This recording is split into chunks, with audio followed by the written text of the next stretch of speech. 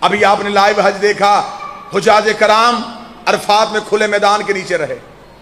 حضرت ابراہیم کی سنت، جیسے انہوں نے بیٹا اور بیوی صحرا میں چھوڑے تھے، پھر صفا اور مروہ پہ دوڑ کے آئے.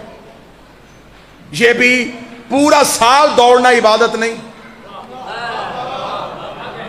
وہاں دوڑنا عبادت. میرے مالک اگر ہم یہاں آ کے نہ دوڑیں تو کوئی نقصان ہوگا؟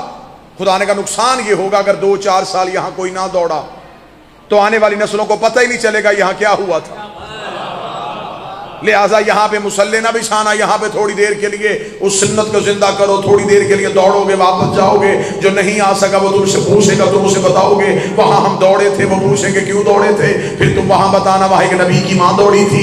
لہٰذا میں عبادت میں عشق کو نہیں چھپانا چاہتا. مجھے عزت قرآن کی قسم ہے اگر ہر سال یکم محرم کو حسین کے ماتمی یا حسین کہہ کے بازاروں میں نہ آئے،